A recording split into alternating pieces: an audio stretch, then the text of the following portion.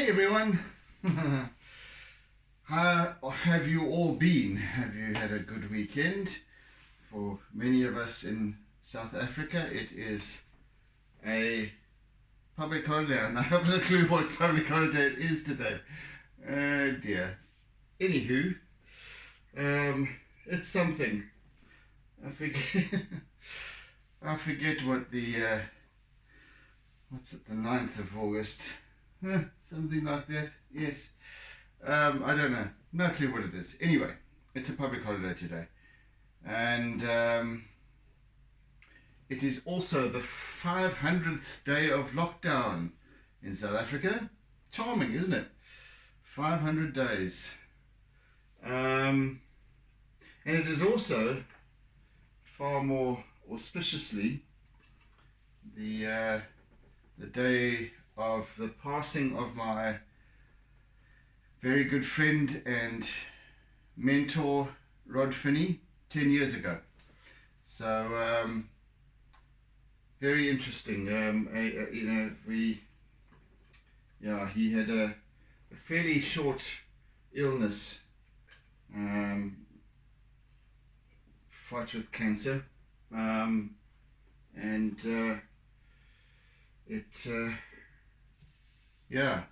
so this is the day that he passed away.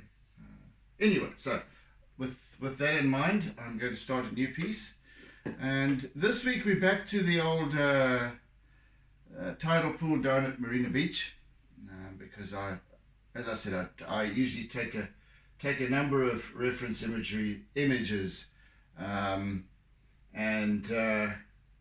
this is one of them. This will be the last of this particular place, I think, for the time being, until such time as I can get more reference imagery or something, or another beach, or another location. So anyway, this week's series is dedicated to the memory of Rod.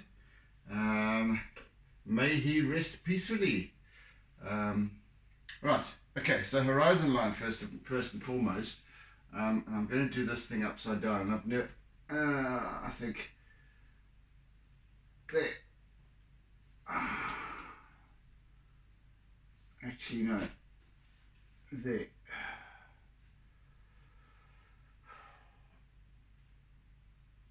I'll make it there.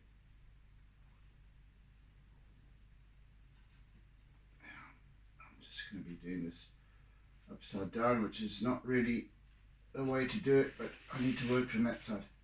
Is this thing going to work though? Come on, you stupid little bugger!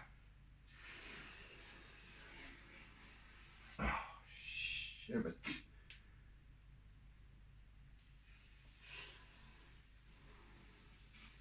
Oh.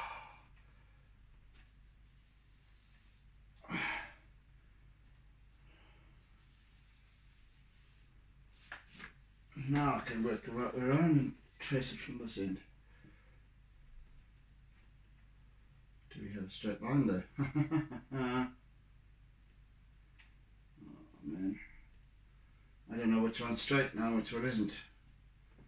Right.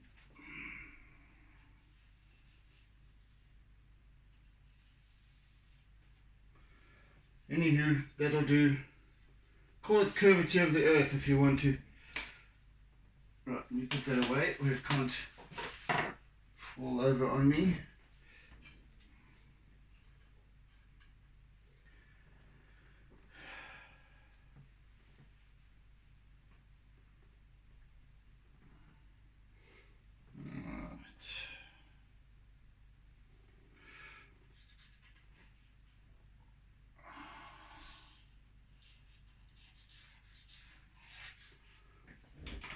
So we're doing the same tidal pool, but just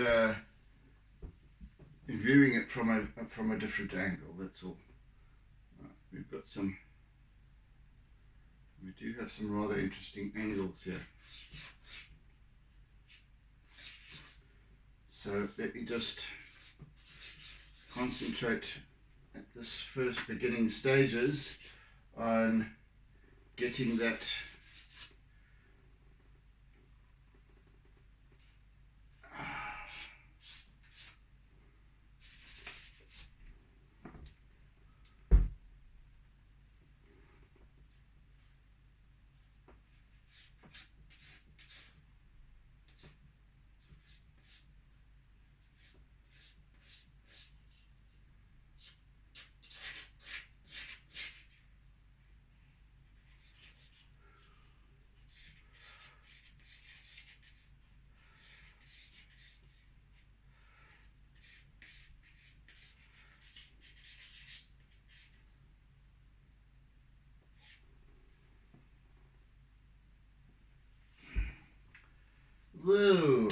Okay, so we went right from there, and this is not a straight line, so I don't need to worry too much about it, but it goes right across the page. And a big long arc.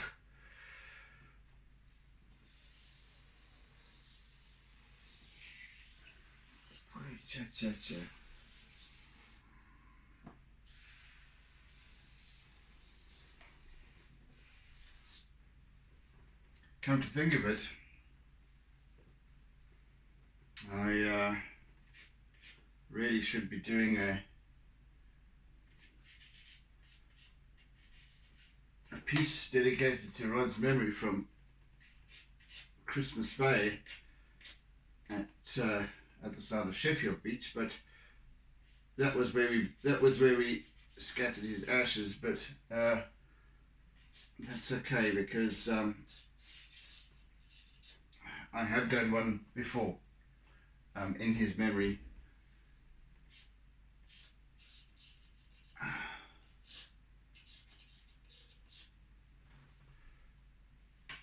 But anyway, it's simply a dedication, so all is well. And then this wall,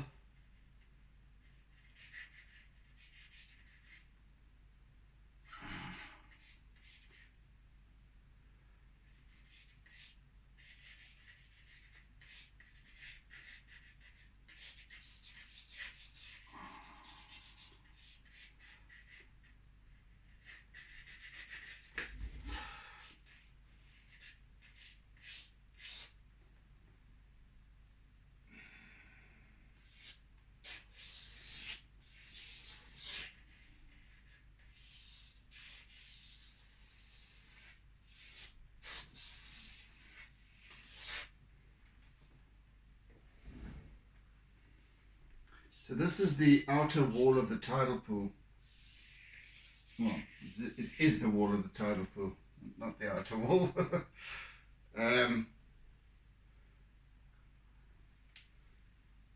So I'm not really one for being able to multitask. So I'm just going to try and get this done before I start chatting.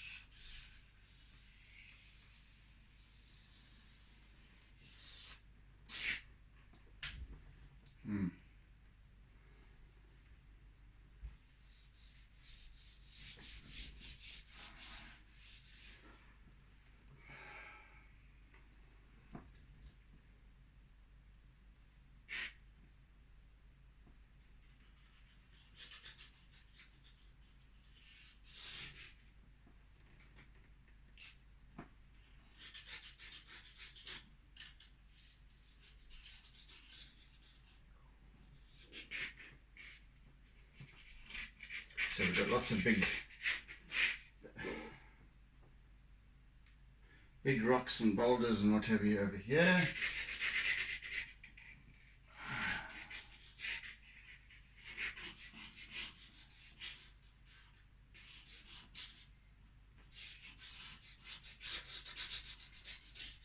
If I can get this damn thing to work.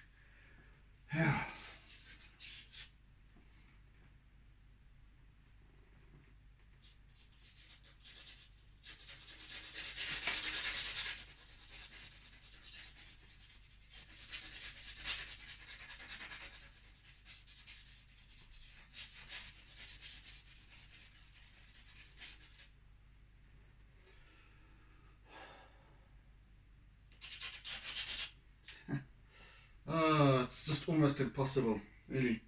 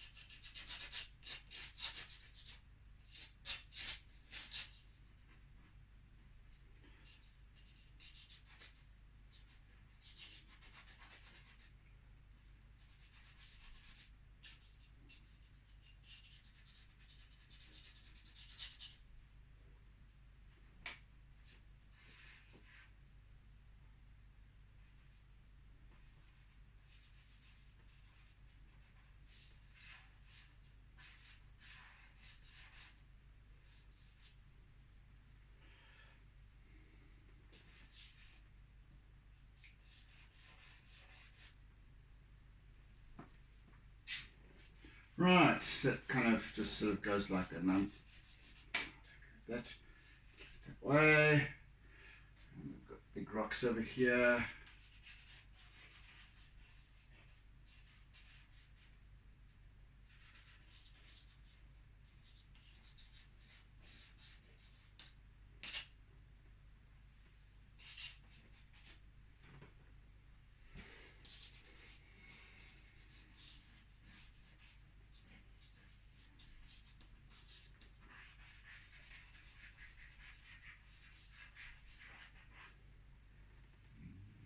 Rocks and funny things over here. And all in the foreground. And then we've got lots of oceany stuff happening over here. Hello, Kit Kat. Hello. Hello. Hello.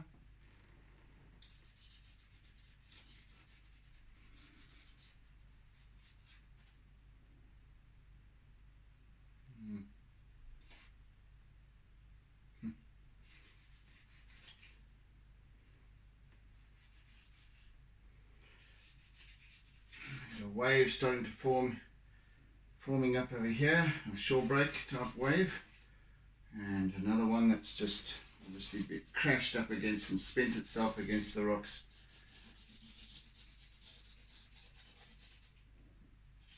Right up in the foreground here.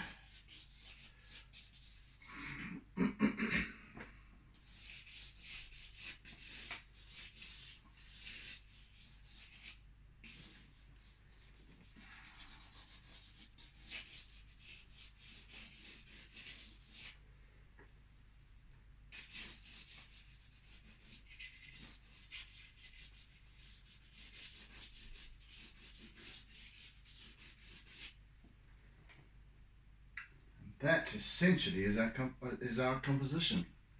We'll have a little scattering of clouds up the top there. Other than that, we're done with the composition. Hey, Kit Kat. Yeah. Okay. Let us continue.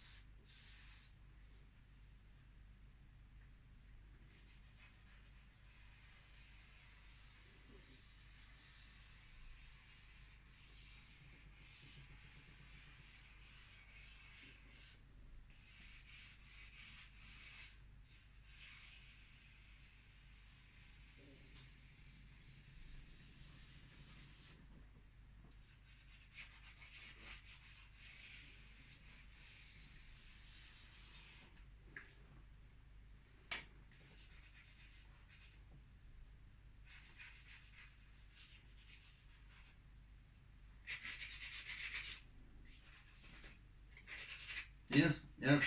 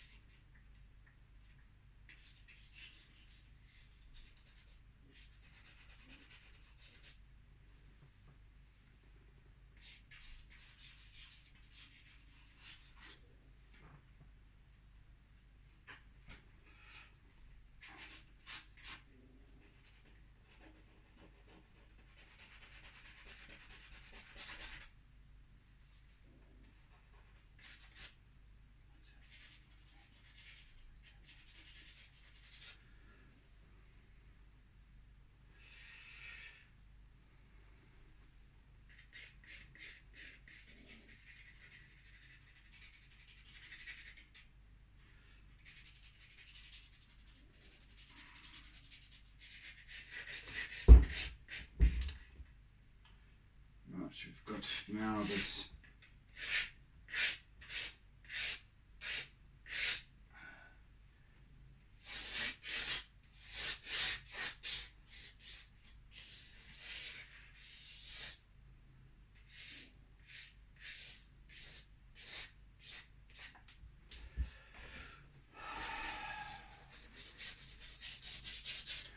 is the reflection of the wall above in the water of the pool below.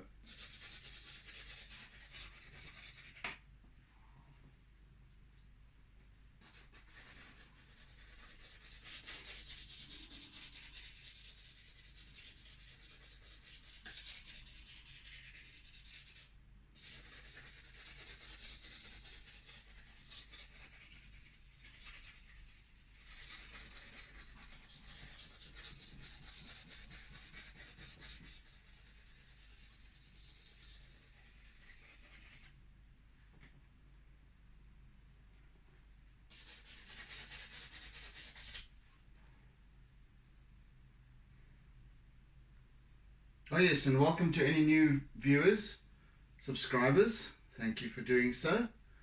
Kristen, I think you're actually number 33. Auspicious. I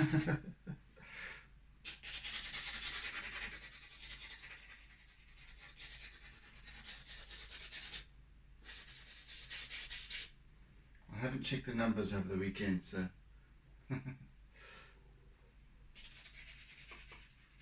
You could well have a few more.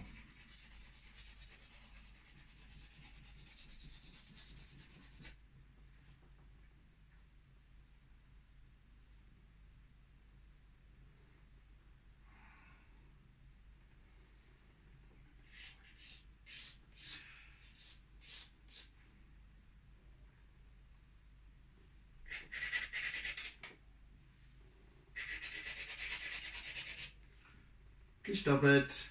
This.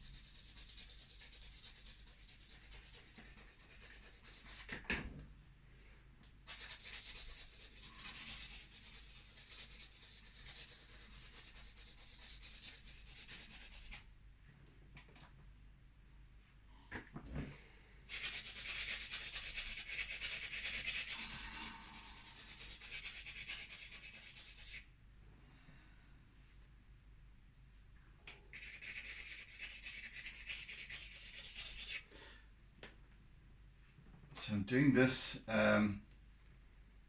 facing edge of the wall now, and it's quite sort of weathered is probably the best word to use for this, to say the least. So it was obviously constructed using concrete. I would imagine sometime during the 1950s.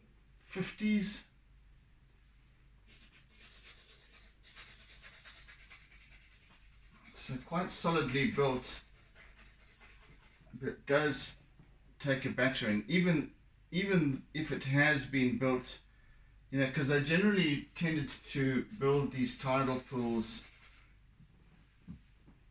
They were quite cleverly sort of thought out. So they would select a particular area where there was a rocky outcrop, kind of at the end of a beach, of a swimming beach, and then build on top of those rocks the tidal pool. And the idea was that So we've got almost this little gully formed here. So we've got there's two outcrops of rocks at the base, and then what happens is the wave action then fills the pool, hence tidal pool. So it wasn't every time the tide came in, the wall of the tidal pool was calculated such that when at high tide the waves coming in would then fill the pool or replenish the pool with water, and then it would slowly subside again. Obviously during spring tides and what have you, there would be considerably higher surf, so you would get this pool would be brimming.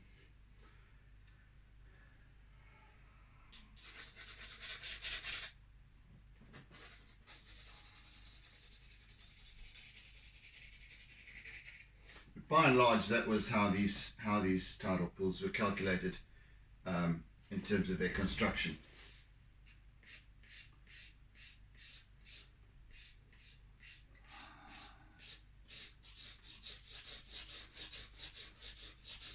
So the minimum, they had, generally their wall height was up to about 2 meters. That was all that was needed. Because it needs to fit in between these rocks and so on, but be sufficiently high. 2 meters or so, or 1.5 meters above the midpoint of the tides. Something like that, I forget.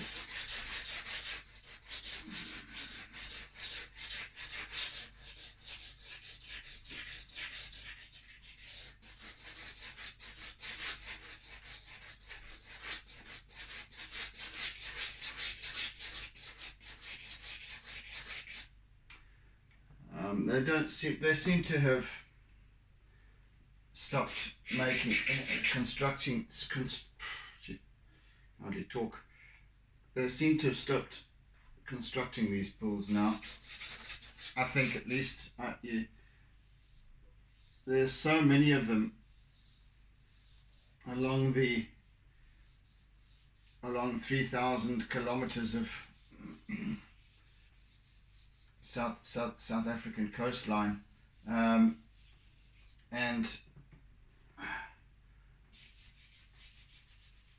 almost every swimming beach has one. Mind you, Durban itself doesn't have one, but all of the little holiday resort places would have them. A few places have natural tidal pools. In other words, natural pools even, because they're like, for example, at Umdloti, there is quite an extensive pool area that is kind of enclosed. It's got a few gaps in between, and they've strung chains across that you can hang on to, but by and large there are these concrete constructions.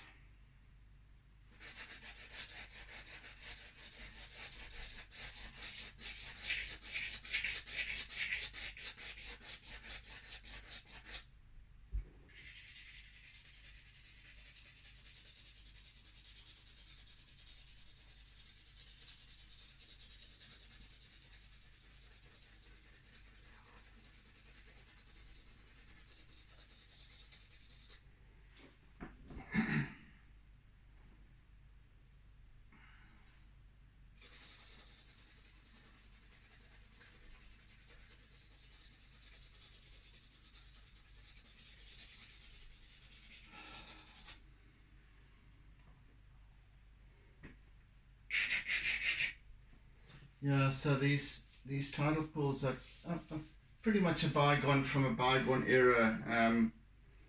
They don't get given much consideration anymore.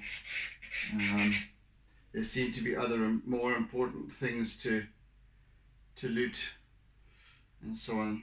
Well, you can't loot a tidal pool.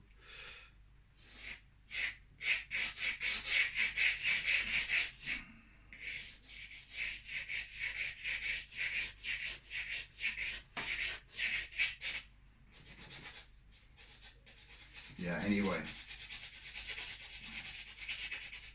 There's no money to build these kind of things anymore, and barely to even for their upkeep, you know.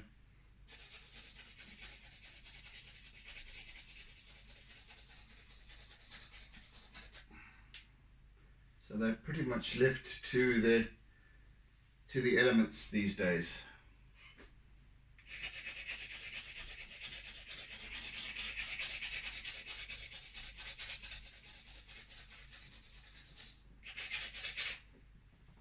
Having said that, they've by and large weathered pretty well over the decades.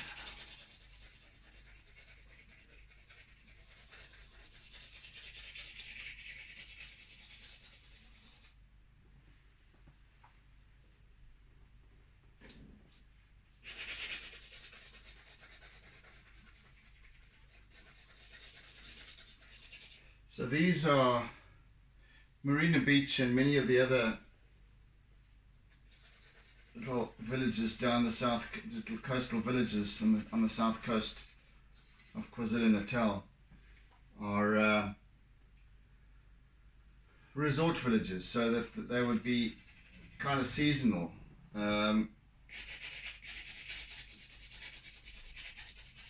Vacationers from inland would come down every holiday, every school holiday, and so on, and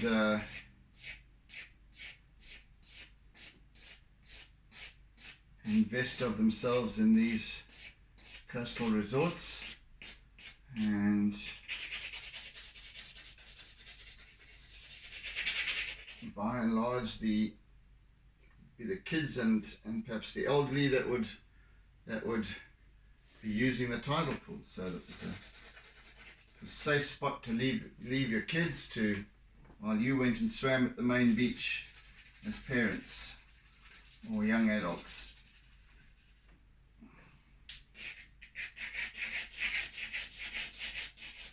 And especially given that when these tidal pools were constructed, there weren't any shark nets in those days at these beaches. Now I'm just trying to think.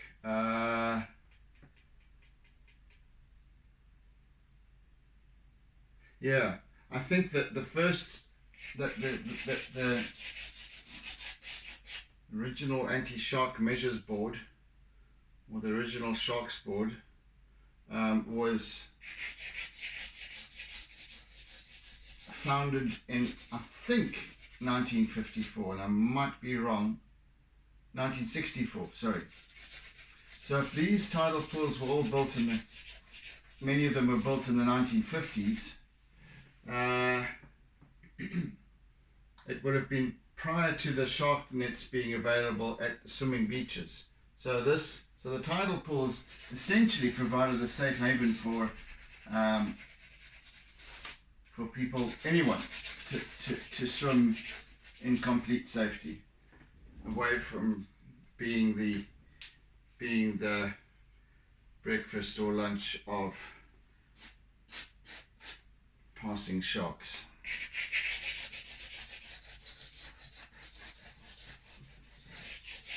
And even then, the shark nets are merely a deterrent.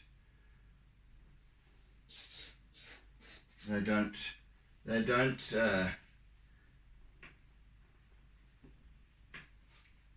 keep out sharks completely.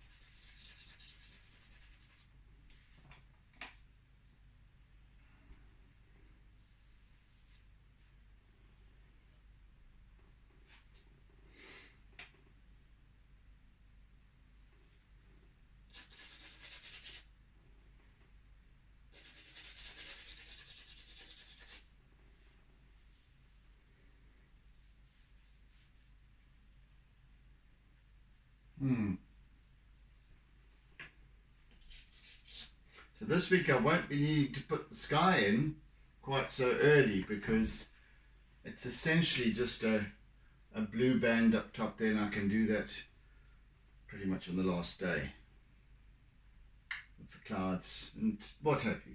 I might be adding a little bit of, I will be adding a little bit of colour before that though, into this area, into the pool itself, and the wall, and a little bit across the rocks and so on. And of course the ocean.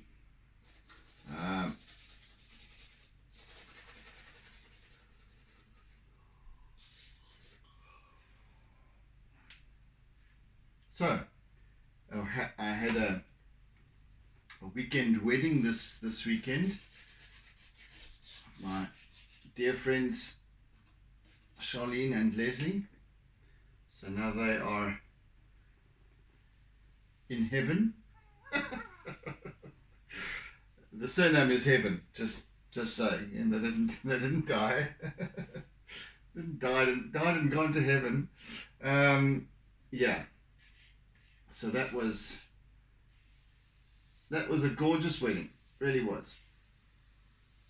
Great fun. A small number of us, fairly intimate in that regard.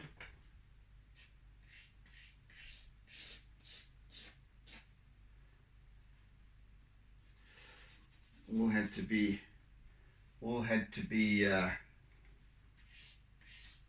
temperatures taken and what have you. So we all maintained a regulatory 36 degrees or thereabouts.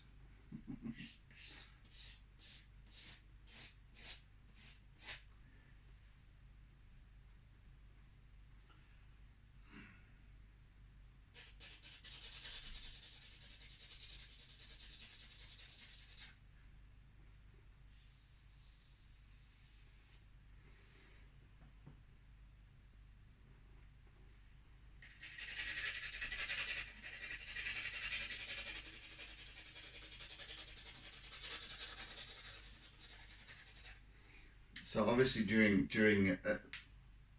Charles and Leslie had to postpone their wedding twice prior to this. I think originally the wedding was supposed to have been in March, and then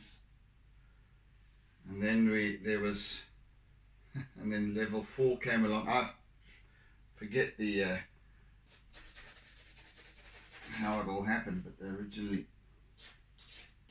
original plan had to be postponed, and then the postponement had to be postponed. So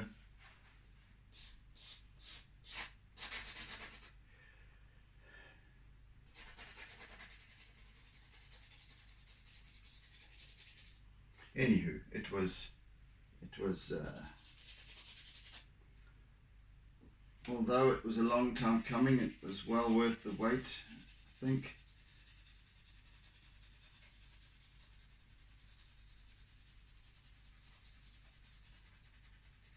And it was a really good time.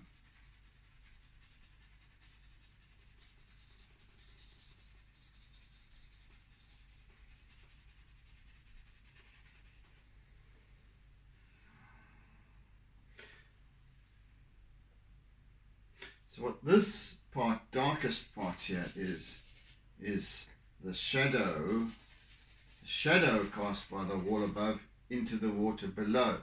This is the reflection of the wall against the water, and then with the sky reflected above that. So there's another couple of perspectives going on here, which I always love to work with. They intrigue the hell out of me, honestly. Water. The observing water, observing objects and water reflection, refraction. This here is refraction. So it's beneath the surface of the water and a little above, so that when the tide also you can also start to see the striations of where the tides have been culminated over decades, up and down. There's obviously been some metal.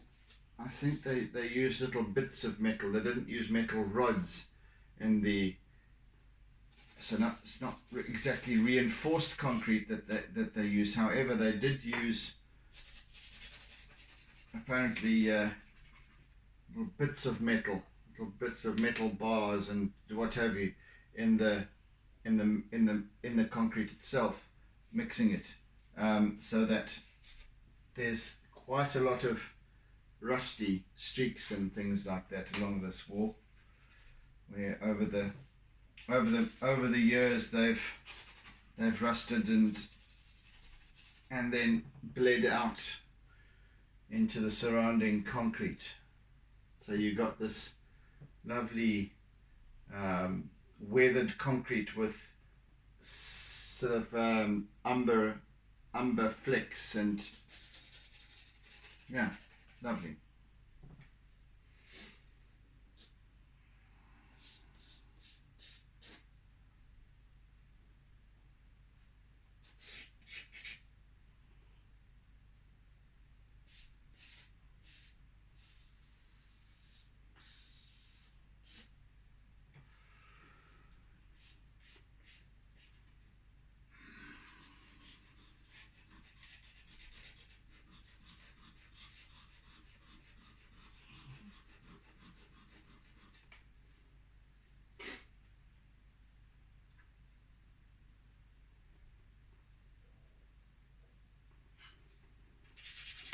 How are we doing for time?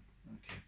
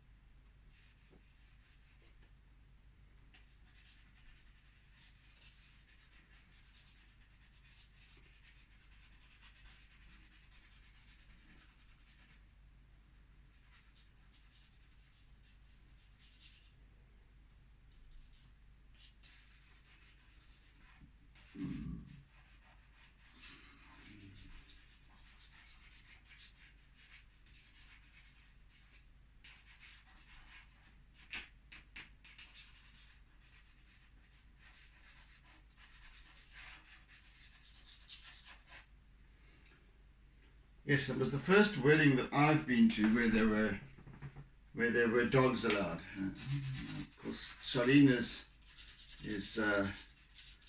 absolutely gaga about her dogs. Well, probably a bit like I am with Kit Kat, but anyway, so there were 4 dogs, 2 Pekingeses and 2 rescues, all milling about. It's quite unique, and I made it all the more enjoyable, to be frank. Yeah.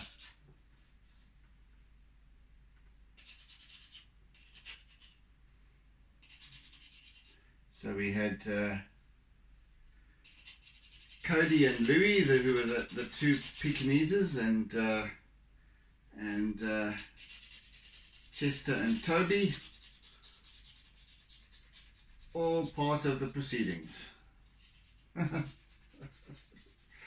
In fact, I think little Toby managed to chew through the trestle tables.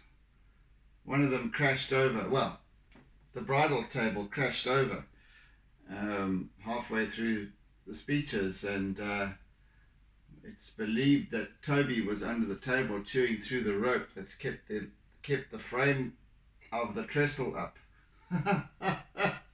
So that was another bizarre occurrence. This is made it all the more fun. So there was a pause in the proceedings while glass was swept up and champagne mopped up and crazy, but it just, I think, made for all the more a memorable experience.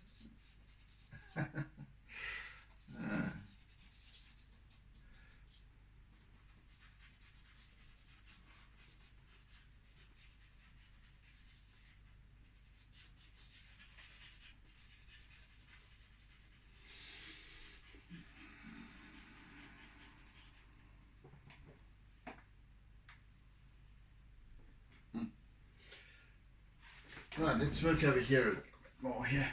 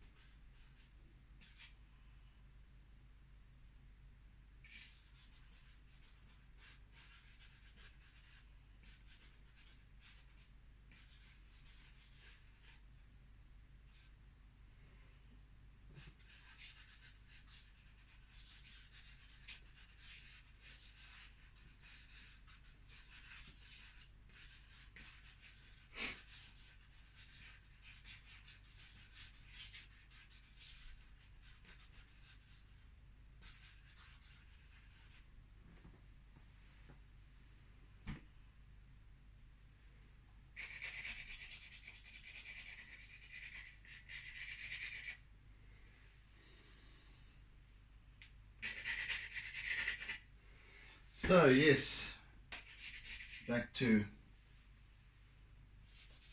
Rod for a little bit. So yeah, as I said, Rod was my mentor and good friend and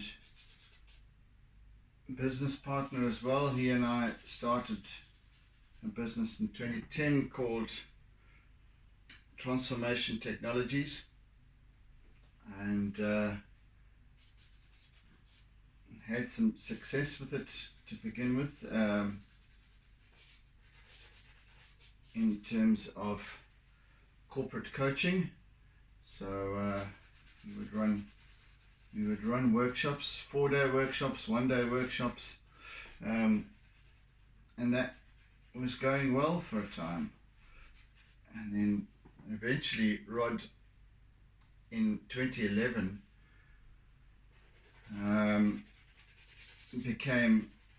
started to become ill, and I think around about April he was diagnosed with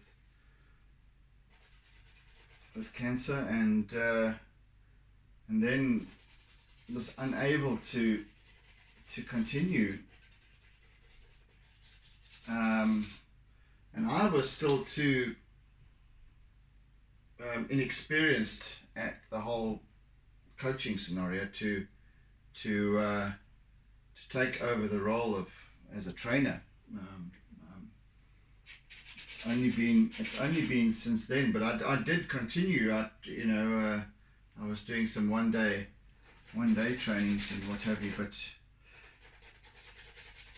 I simply wasn't able to take on the 4-day training programs.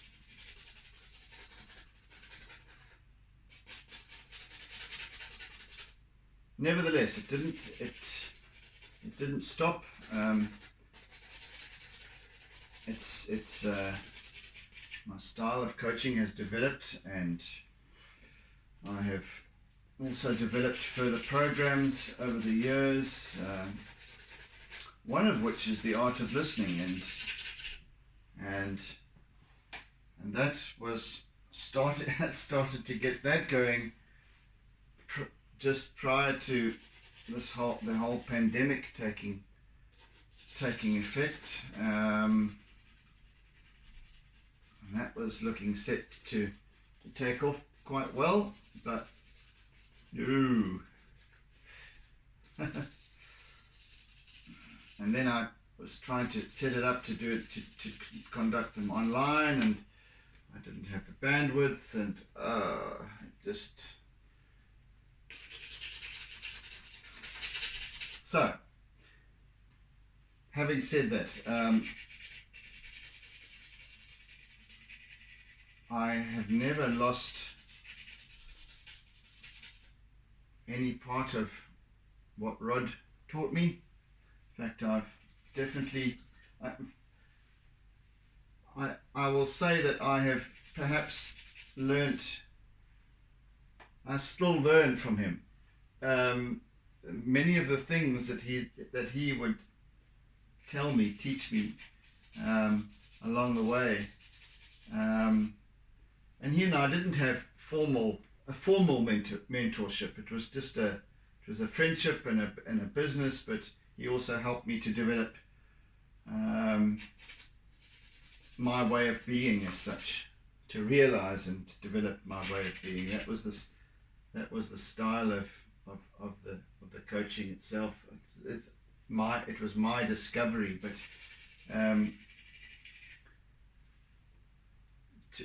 for Rod, and as I've come to realize that coaching is about offering perspectives, not giving answers. So I've come to realize these things over the years, over the 10 years since he's passed, and still do almost daily. I'm learning, and I'm learning from what Rod imparted. So I'm still incredibly grateful for Rod's presence in my life over just a few short years. I believe we met in 2006, and yeah, he became a very influential part of my life, as much as anyone else. Very, very wise man.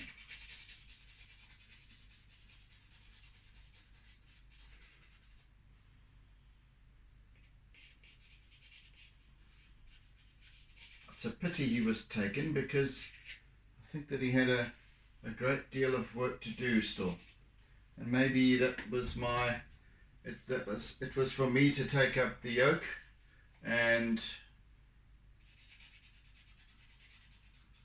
or to pick up the gauntlet, whichever. And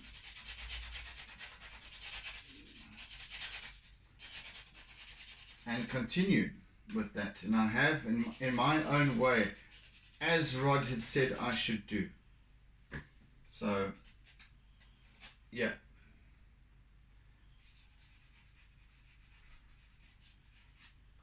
In the 3 weeks or so before his passing, he and I had many lengthy and very, very deep conversations about life, about living.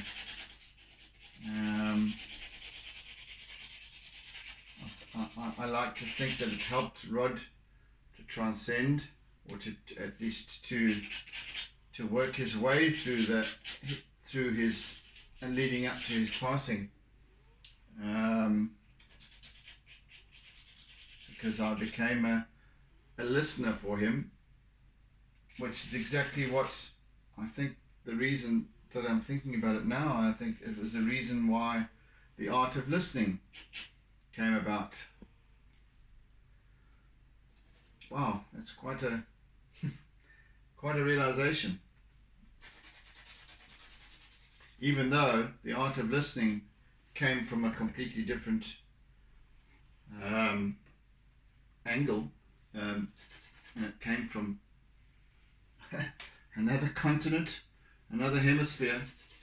But when I think about it now, how I relate to the art of listening is perhaps through the perspective that Rod gave me, and how I've managed to develop, obviously together with my good friend Kari in Norway, how we've managed to develop the art of listening together. And the art of listening is simply an exercise conducted between two people. However, when was it, in 2019, I started to put together a workshop surrounding the art of listening, surrounding the exercise, giving meaning to the exercise, and as a small coaching workshop. So I think that understanding of it came together for me through Rod's teaching. So I still have a great deal to be grateful to Rod, and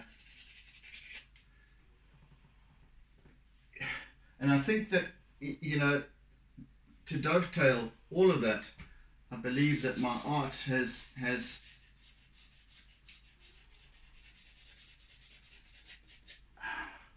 in terms of observation, how we observe and so on, has a great deal to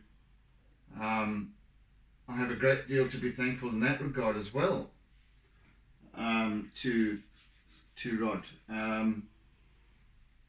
I observe differently. I mean, I even share what I'm doing, and the perspectives that I have come from what I learned from Rod, I think. You know.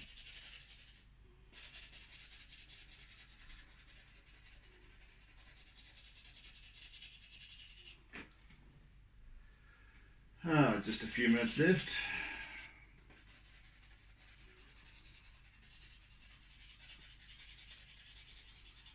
So yes, Rod, never forgotten, my friend.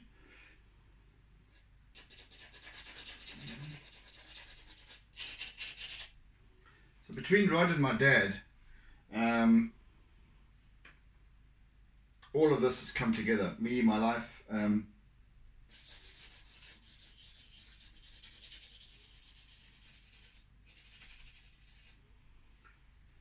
The way I observe, the way I perceive things, and the manner in which I am blessed in passing it on.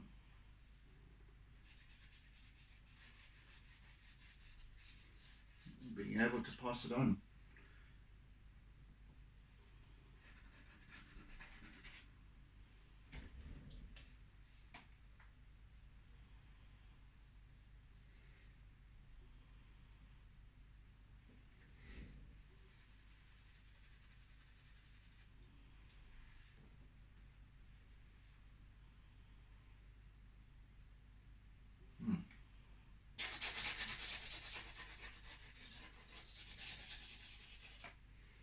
So tomorrow I shall be starting to work with a little bit of colour.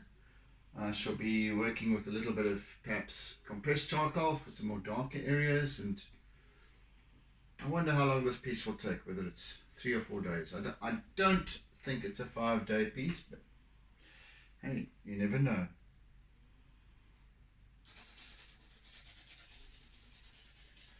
I might not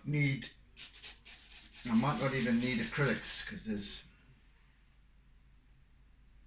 We'll see. I'm going to...